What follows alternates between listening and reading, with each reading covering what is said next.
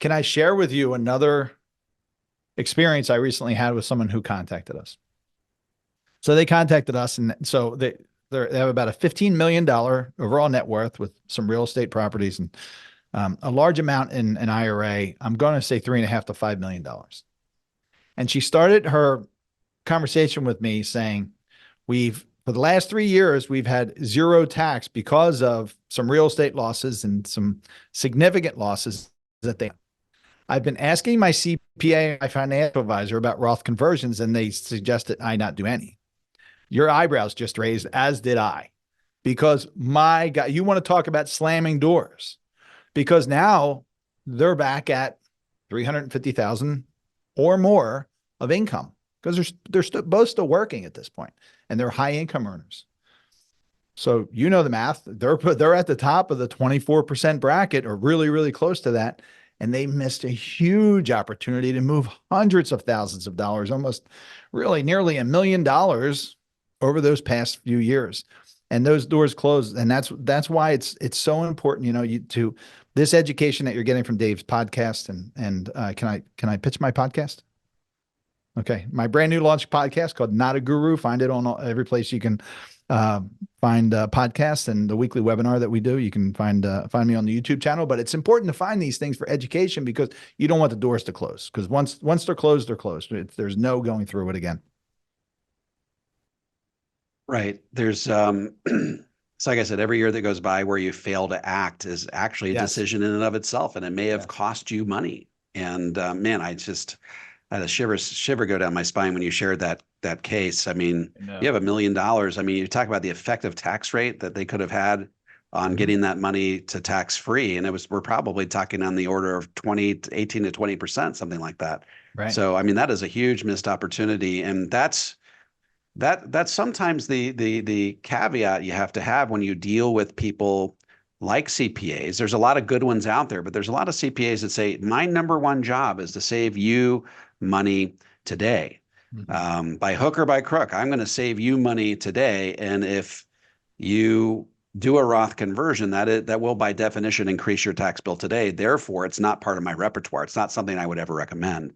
And that's malpractice on the part of a CPA to not recommend a Roth conversion. But guess what? Roth conversions can be complicated. Like I said, there's 3 different factors you've got to consider when you're doing a Roth conversion. And what's the likelihood that a CPA is familiar with those 3 things, let alone just the general rules governing Roth conversions? And when we talk about this all the time, the order of distribution in terms of taxation, and you got the 2 different 5-year rules that are governing these things. I mean, there's a lot of stuff that's taken you and I years to learn, and the likelihood that a CPA has mastered this stuff, it's just you need a financial advisor who's familiar with these types of things to help hold your hand and walk you through it. Yeah, it's not easy, and as you know, we've even developed our own calculators to help with the byproducts of Roth conversions, including the income-related monthly adjustment amount that are applied to Medicare premiums when your modified adjusted gross income reaches over a certain amount.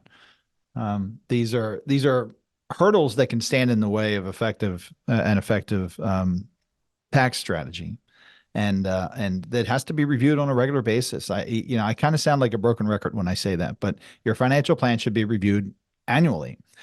We've had folks who are absolutely gung-ho. Sometimes you have to pull them off of higher Roth conversion numbers. Hey, let's convert $1 million. You really don't have to do $1 million this year. Let's bring it down to $200,000. And then a year or two later, they say, "Oh my gosh, I just heard about this IRMA," and I had to remind them, well, we've talked about IRMA. We talked about it last year.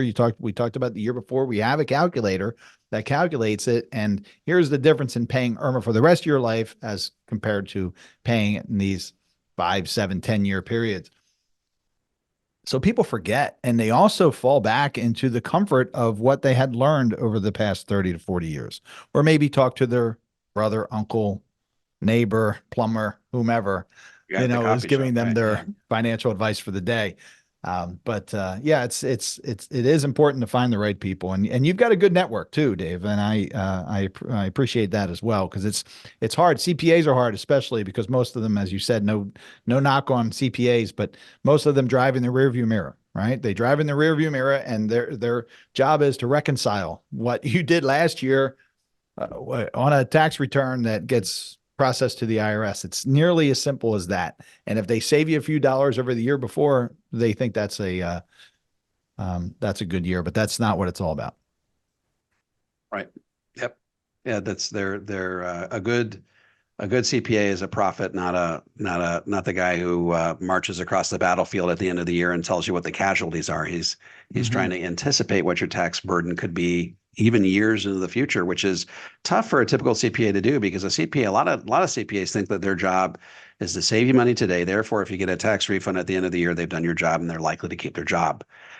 Well, that's not the type of CPA that you and I look for. We're looking for the CPA who understands that we're in a rising tax rate environment. There's things that we have to do in the meantime to help shield ourselves from that rise in tax rates, and that every year that goes by where we fail to take advantage of the tax brackets that are available to us is potentially a year down the road where we could be forced to pay much higher taxes and be able to. And there's real life implications when we pay higher taxes than we really need to.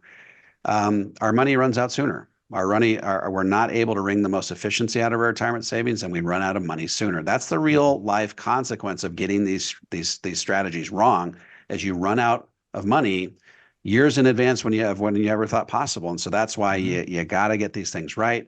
If we are in fact marching into a higher tax rate environment, and I can list dozens of experts who now believe that, then you have to spread that tax obligation out over as many years as possible, so long as it gets completely executed before tax rates go up for good. Like I said, I think we got about 8 years.